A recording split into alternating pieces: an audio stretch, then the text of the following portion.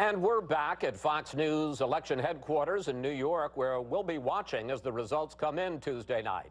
We heard from the Republican side. Now it's the Democrats' turn to make their case. And joining us from Baltimore, Maryland, Senator Ben Cardin. Senator, welcome back to Fox News Sunday.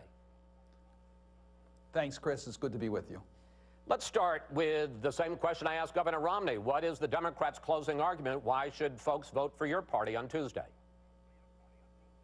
Well, we're feeling good about what's happening. You look at the economy, as you pointed out, 55 consecutive months of job growth, 10 million new jobs, unemployment rate the lowest it's been since 2008.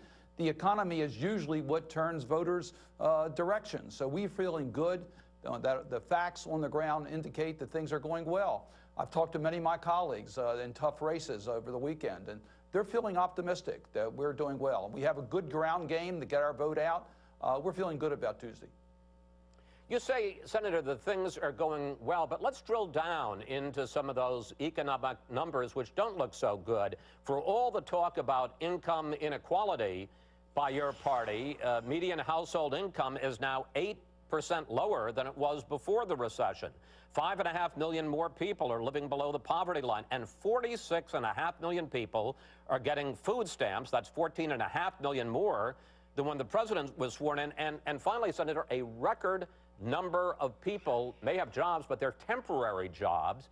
And so I guess the thing is, maybe some of the macro numbers are good, but on people's everyday existence, they're not feeling it. Well, I think voters know who's fighting for them. They know that the Democrats are fighting for affordable higher education, dealing with college education costs. We're fighting to increase real wages in this country. We're fighting for gender equity, equal pay for equal work. It's our party that's fighting for that. And they've seen in the Senate, the Republicans Senator, use filibusters to block that. Well, Senator, you say that, but median household income is 8% lower than it was before the recession. Income equality has gotten worse under President Obama, not better. We're certainly not satisfied where we are, but we are on the right path. We are moving in the right direction in regards to our economy returning.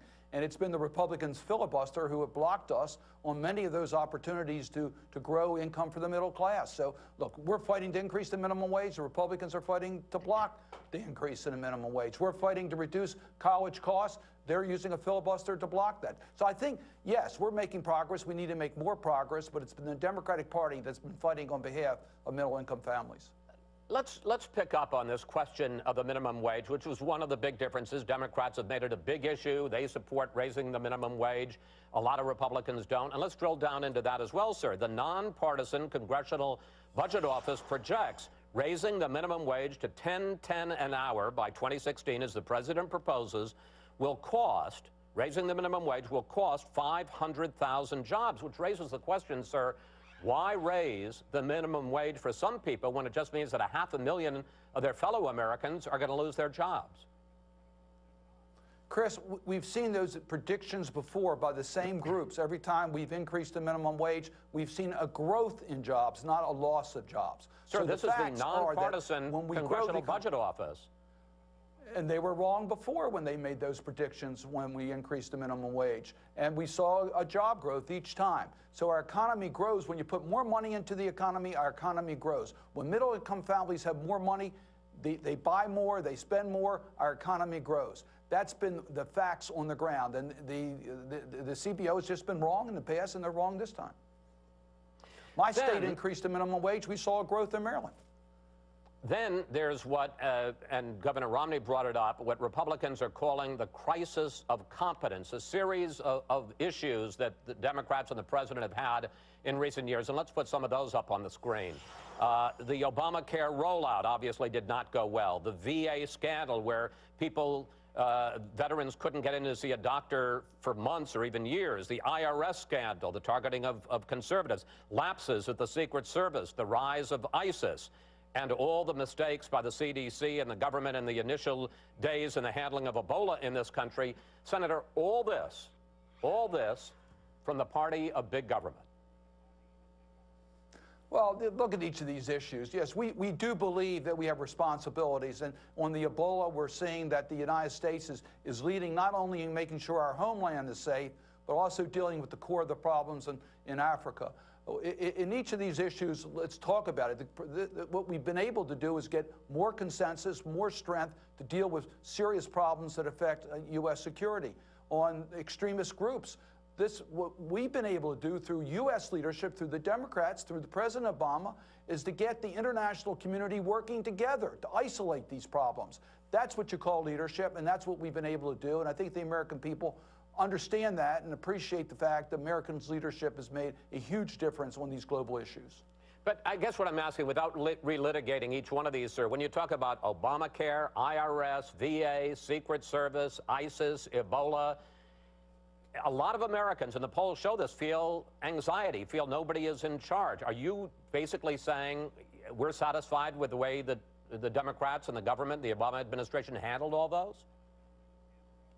Well, as you said, let's drill down on the issues. We've got to talk about each one. It's hard to deal with generalities. When you're dealing with the health care issues, look at the cost of health care. It's gone down. Look at the number of people who now have health insurance. It's gone down. Look at the abuses of private insurance companies and pre-existing conditions eliminated. We've made huge progress. Do we have problems? Do we need to continue? Absolutely, to make reforms in each of these areas. On tax issues, we desperately need to reform our tax code. There's no question about that. And Democrats have been pushing for tax reform and will continue to push for tax reform. Finally, Senator, as Democrats struggle in a number of these, especially southern races, your party has turned to what some people are calling race hustling to try to mobilize the African-American base. I want to play for you Senator Mary Landrieu, who's in a tough race in Louisiana, and also an ad from your leader, Senator Harry Reid's Senate PAC, in support of Kay Hagan in her race against her opponent in North Carolina. Take a look at both of these, sir. The South has not always been the friendliest place for African Americans. It's been a difficult time for the president to present himself in a very positive light as a leader. Tillis even led the effort to pass the type of stand your ground laws that caused the shooting death of Trayvon Martin. Senator, aren't Democrats playing the race card and playing it from the bottom of the deck? What we've seen in too many races around the country, I saw it in my own race, when there were efforts made to depress the minority vote as a tactic by Republicans. That should have no place in American politics, and we're starting to see that again in some of these races.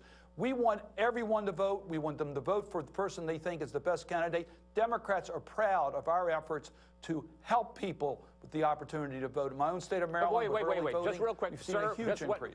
Real quickly, I got less than a minute left. Why does it make sense to tie Tom Tillis, who is the House Speaker, the State House Speaker in North Carolina, to the shooting of Trayvon Martin in Florida? How does it make any sense except as playing the race card?